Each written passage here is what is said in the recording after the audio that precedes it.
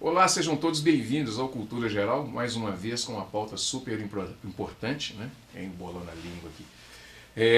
A gente vai tratar hoje desse mês, que é um mês importante, o mês de agosto, é o mês do aleitamento materno. E nada melhor do que uma consultora para a gente tratar desse assunto. Tem que tratar com um pouco de alegria, mas também com um pouco de receio, porque a gente tem muita coisa para evoluir, muita coisa para poder discutir. A sociedade precisa absorver um pouco mais também de conhecimento nesse sentido, e o Cultura Geral tem esse condão, tem pelo menos essa vontade de discutir esses temas e colocar isso na roda, né? Eu acho que a gente pensar em aleitamento materno é pensar na mulher, pensar na criança, pensar numa sociedade mais saudável, né? E com a formação humana mais inteligente, um pouco mais disposta a usar mais o intelecto, né? Sejam todos muito bem-vindos mais uma vez. Estou recebendo aqui minha amiga Adriana Mendes, seja muito bem-vinda, é um prazer te receber, é da casa, né? Odri, primeiramente, seja muito bem-vinda, é um prazer te receber. Quais são os desafios que a gente tem hoje, que a gente pode imaginar para essa questão do aleitamento materno? Bom, Betão, primeiro eu que queria agradecer a oportunidade de estar aqui. É um prazer estar aqui nessa casa e para falar de um tema tão importante que é o aleitamento materno. Bom, Betão, como você falou no início, né, nós estamos no mês de agosto, que é o agosto dourado, é o mês onde a gente enfatiza o apoio ao aleitamento materno, né? Inclusive, a gente está hoje, nós estamos terminando a Semana de Apoio ao Aleitamento Materno, que é uma semana comemorada em mais de 120 países pelo mundo, né? Desde 1990. Então, assim, hoje nós estamos vivendo uma mudança dos tempos, né? Uma quebra de paradigmas, porque as gerações aí dos anos 80, 90, acredito que até as dos anos 70, eles tinham uma outra cultura, né? As mães amamentaram muito menos, né? As crianças nasciam muito mais pelo parto cesáreo do que pelo parto normal, e isso hoje, isso vem mudando, né? Hoje as famílias, de um modo geral, elas já estão se preparando mais para esse momento, né? Elas se preparam mesmo para a gestação, para o nascimento dessa criança. Hoje a gente está retornando com aquela cultura do parto domiciliar, da doula, né? Aquela pessoa que vai estar ali amparando a mulher, a família na hora do parto, né? Então a gente tem tido aí essa quebra de paradigma, que ela é muito positiva e que reflete de uma forma benéfica nos índices do aleitamento materno. Mas realmente a gente ainda tem muita luta aí pela frente, né? Para poder desenvolver melhor esse tema. Como é que funciona banco de leite? Como é que funciona essa estrutura de política pública ligada ao aleitamento materno? Bom, nós temos dois tipos de estrutura, né? A gente tem os postos de coleta de leite e os bancos de leite. Belo Horizonte, pelo menos, ela tem esses postos de coleta em diversas unidades básicas de saúde. E como é que funciona isso? As mulheres, elas são orientadas, né, a comparecerem às unidades, fazerem a doação desse leite. Periodicamente esse leite ele é recolhido e levado para um banco de leite, onde ele vai sofrer todo o tratamento necessário para que ele seja distribuído, né? Isso é uma coisa também que a gente ainda precisa trabalhar bastante, porque essa cultura de doação de leite ela ainda é muito pouco difundida. Né? Então é um aspecto que a gente precisa trabalhar para conseguir beneficiar mais crianças aí nesse contexto.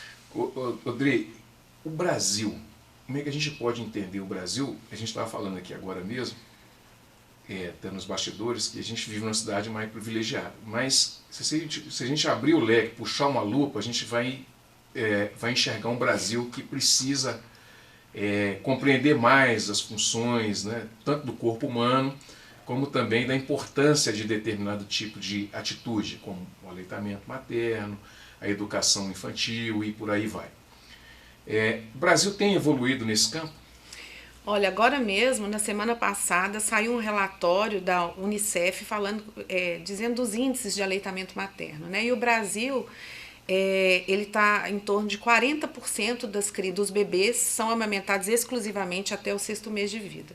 Essa taxa ela tem subido, esse dado ele tem melhorado, né? Mas a gente sabe que ainda pode melhorar muito mais. Né?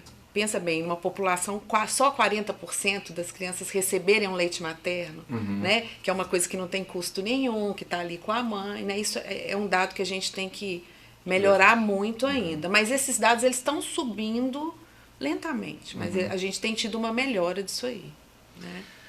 Né? Qual a importância do aleitamento materno para a criança no desenvolvimento físico, cerebral, intelectual? O aleitamento materno, isso é uma coisa amplamente difundida aí dos benefícios que ele tem para a criança. Né? Para a saúde da criança. Hoje a gente já tem muitos estudos dizendo dados em relação à questão da atenção, concentração, né? Os índices mesmo de desempenho escolar, eles são bem maiores em crianças que foram amamentadas por um período maior. Né? As questões cognitivas, físicas, todas elas são muito privilegiadas nessa população. E a gente sabe muito também em relação aos benefícios para a mãe. Né?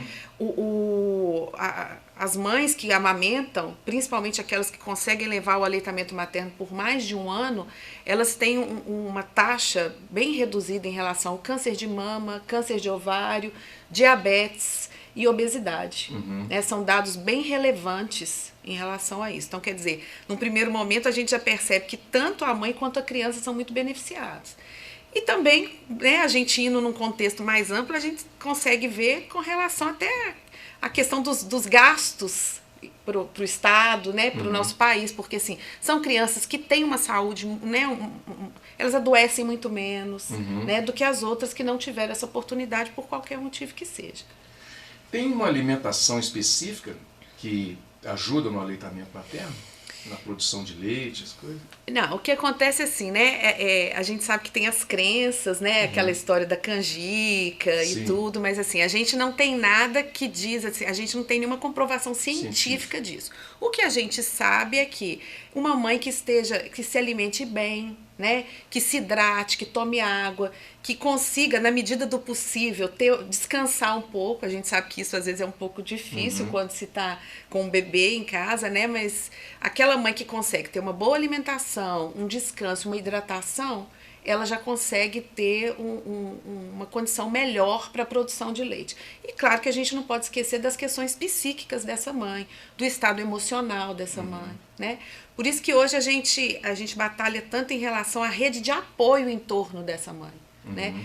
Porque é muito importante que a gente diga que a amamentação ela não é uma responsabilidade da mãe, ela é uma responsabilidade de todos nós. Todos nós, enquanto setores, né, para poder estar apoiando essa mulher, quanto da família. Né? Então essa mãe ela precisa realmente de uma rede de apoio para que ela consiga levar esse processo adiante com mais tranquilidade. O desafio da mulher é mais complicado, assim, não só na questão da amamentação, mas também nesse processo, assim, como você estava falando, que é uma responsabilidade de todos. Então, hoje a sociedade entender que isso é realmente não pode ser um estado terapêutico, você falar assim, é uma responsabilidade de todos e tal, aí fica no ar. É um desafio fazer as pessoas entenderem que o pai tem que participar de todo o processo, que toda a família também, que esteja envolvida diretamente também, dando esse apoio, essa rede de apoio para ela. Fazer essa conscientização é muito complicado, a mulher sofre muito nesse sentido. Sim, a gente ainda tem muito essa dificuldade assim de fazer as pessoas entenderem isso. A própria questão é masculina, isso tem mudado, ainda bem, né? Mas, infelizmente, ainda tem muito aquela cultura de que o bebê dá conta da mãe, de que amamentar mais ainda é a mãe que tem que se haver com aquilo. Então, assim, a gente, né, nós da saúde aí, e como eu disse, que é uma coisa que é do contato de todos aí, a gente tem que tentar empoderar as famílias, que inclusive é o tema da campanha desse ano, né? Sim. Empoderar pais e mães em prol de uma amamentação. Porque é justamente para esclarecer mesmo essa questão dos papéis. E o tanto que essa rede de apoio ela faz toda uma diferença nesse contexto da amamentação. né? E aí é aquela rede de apoio no sentido de realmente apoiar a mãe, diferente da rede de agouro, que é uma rede que está ali, às vezes, achando que está ajudando e não está. Né? Aquele excesso de palpites, aquelas crenças. A gente tem que respeitar aquela díade ali, que é a mãe e o bebê. E essa rede de apoio tem que estar em torno disso aí, né? Quer dizer, é um pai que pode estar ali ajudando, de repente, a organizar as tarefas da casa, pegar aquele bebê e colocar ele para arrotar após a amamentação, para que aquela mãe possa ter um momento de descanso. É uma avó que está ali ajudando ali a organizar aquele contexto da casa, muitas vezes com outras crianças ali, né? Então, essa rede de apoio ela é de suma importância e é também nossa função, né, da sociedade, tá clareando cada vez mais isso, da importância disso estar acontecendo, para que a gente consiga melhorar isso aí. Bom, deixa eu fazer um intervalinho, vou fazer um intervalo, não sai daí, daqui a pouquinho a gente volta com mais cultura geral.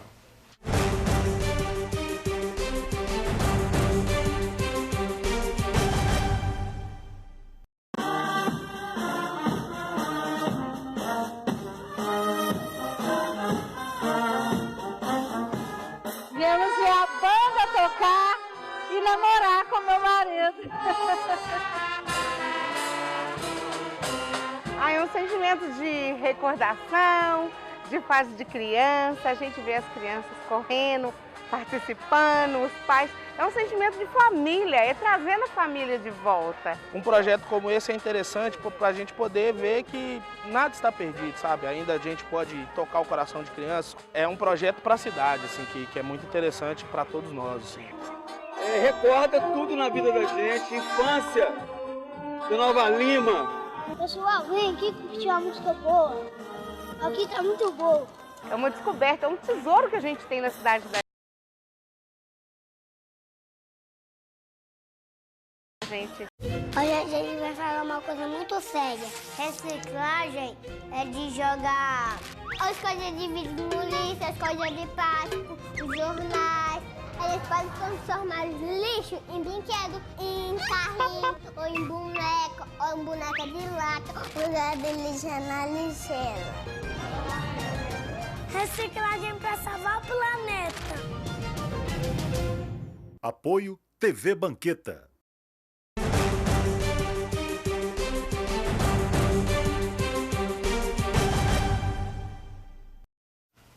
Bom, de volta com cultura geral. Adriano, primeira coisa que eu queria te perguntar é as mulheres em situação de vulnerabilidade. Como é que a gente trabalha isso? Como é que a gente pensa nisso, nesse sentido? Bom, Betão, assim como as mulheres em situação de vulnerabilidade, quanto todas as mulheres, eu acho que o que vale nisso aí é a informação, né? As famílias, as mulheres, elas precisam saber o que acontece, saber como é todo o processo para se preparar, porque a informação é tudo, inclusive nessa questão da amamentação. Então, uma mulher que ela é preparada, que ela é acompanhada ao longo da sua gestação, né, a gente geralmente tem um desfecho melhor nessas questões. Como andam as políticas públicas do município aplicadas? Bom, Nova Lima é um município muito privilegiado, principalmente em relação à saúde, né? Hoje, na prefeitura, nós temos o serviço da puericultura. O que é essa puericultura?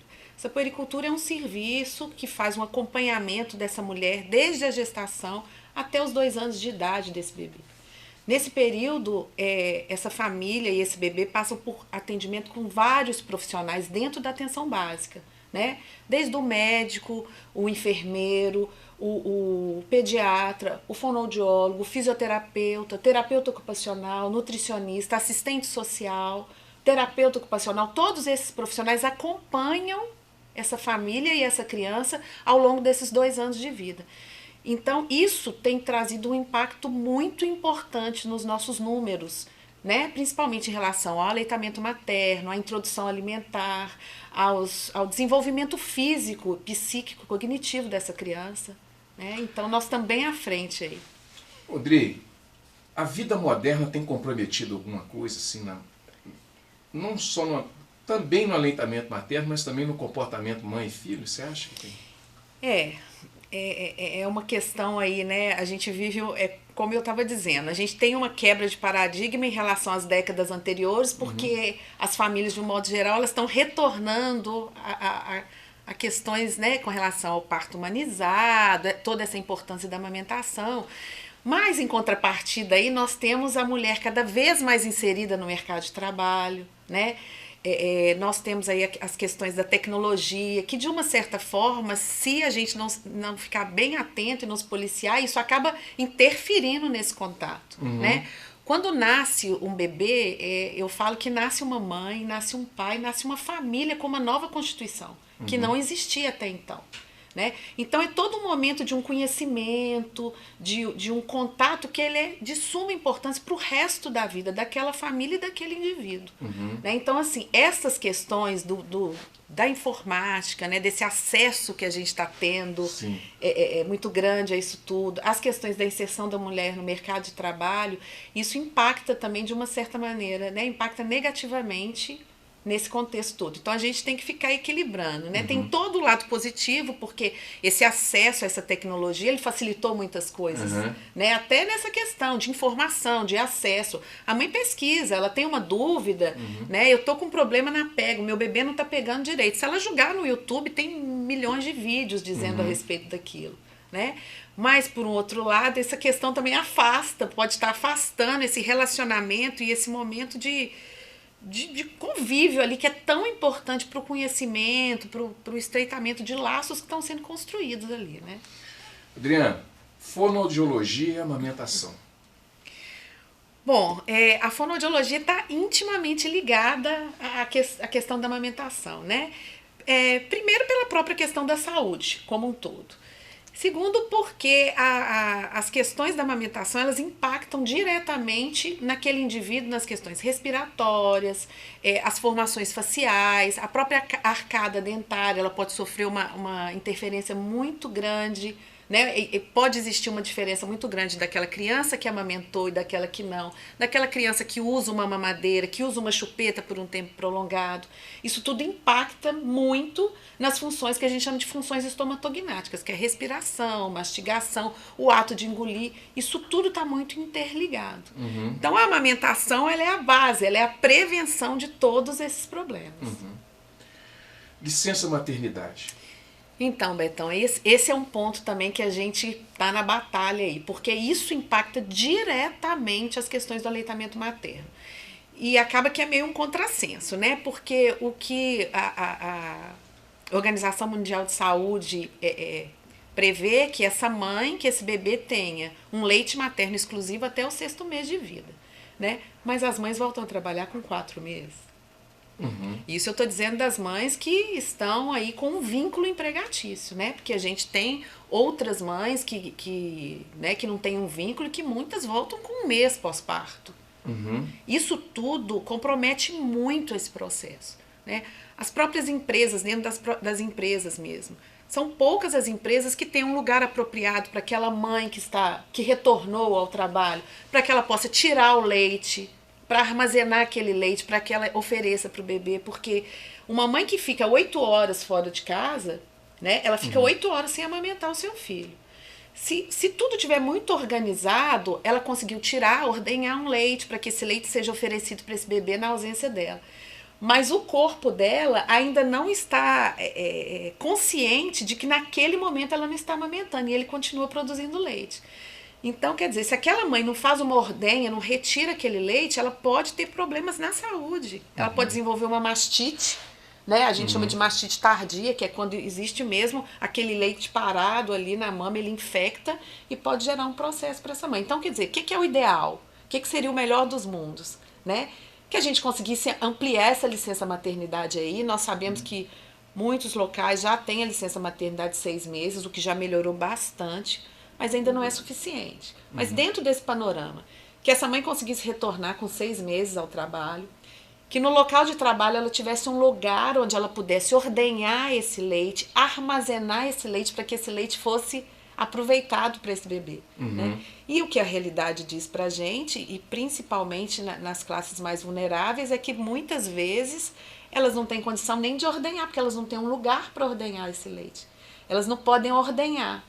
né? Eu não posso parar de 2 em 2 horas para poder ordenhar esse leite, é o que elas dizem muito, né? E quando conseguem ordenhar, elas acabam tendo que desprezar esse leite, porque elas não têm como armazenar, né? A gente sabe que existem incentivos aí para salas de amamentação.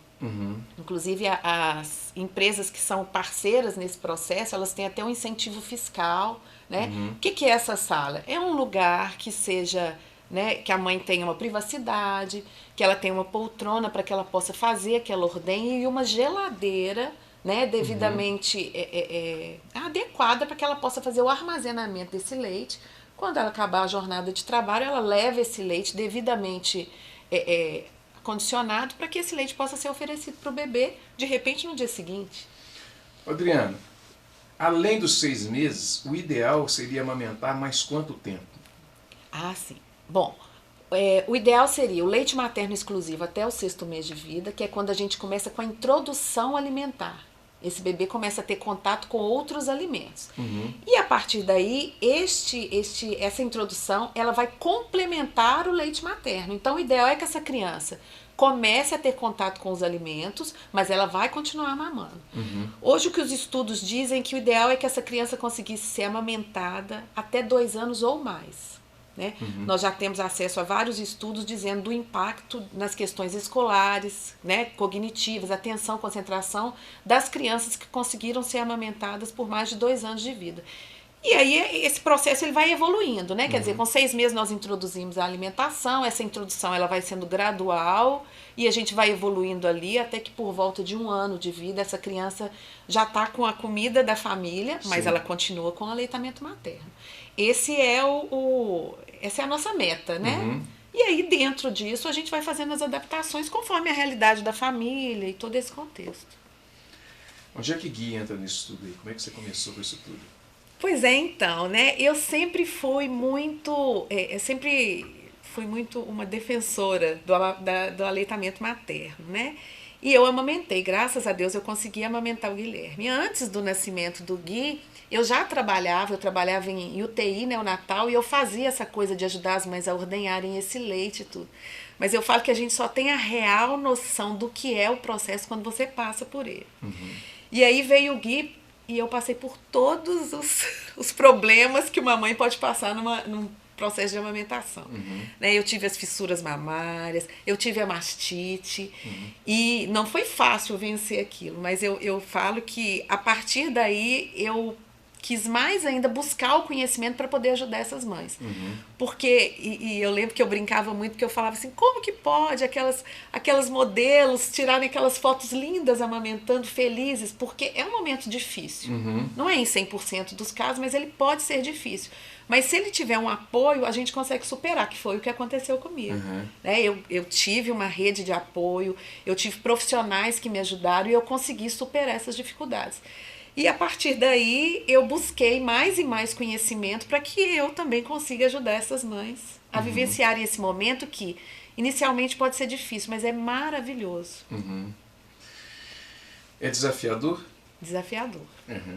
Desafiador, mas eu As costumo... pessoas perguntam, o Lucas falou comigo assim, tem 2 perguntas que você faz no programa que é assim, como é que nós vamos entender isso? E se é desafiador? Mas isso não pode faltar, né? É desafiador, mas eu acho que isso torna a causa mais nobre, né? Porque eu brinco com a nossa equipe de trabalho, que eu falo assim, isso é que faz com que a gente acorde todo dia e vá buscar cada vez mais apoiar essas famílias, né? Apoiar essas mães a passarem por isso e entenderem a importância e a beleza do processo, né? Mas realmente é um desafio, a gente ainda tem muita coisa pela frente, né? Mas eu acho que isso vem melhorando. Dá para mudar a cultura das empresas, humanizando mais essa coisa do aleitamento materno?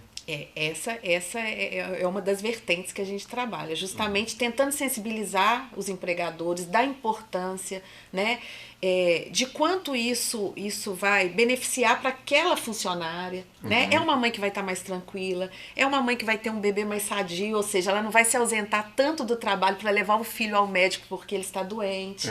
Né? Quer dizer, isso aí é uma qualidade, você vai ter uma funcionária que vai estar tranquila, amparada, e com isso ela vai produzir melhor. Então, esse aí é uma linha que a gente vem batalhando muito, justamente por isso, para a gente conseguir melhorar a licença maternidade, né? Melhorar os ambientes nas empresas para que as mães possam ter condições de seguir com esse processo, sem ter, muitas vezes, que ter que se desligar do trabalho para poder fazer esse processo. Qual o recado você deixaria para todas as mães, ou para as pessoas as futuras mamães, para os casais que pensam em ter filhos, aquelas pessoas que têm filho, o marido está ausente, né? Eu acho que a informação é tudo. Eu acho que tem que buscar informação, tem que se apropriar mesmo do que desmistificar essa coisa de que tudo é muito lindo. É lindo sim, mas tem todo um processo. E eu acho que quando a família está informada, quando a mãe ela tem noção de todo o processo que vem pela frente, ela vai ter condição de atuar nisso. E saber que ela pode contar com uma rede de profissionais que podem estar ajudando e apoiando nesse processo.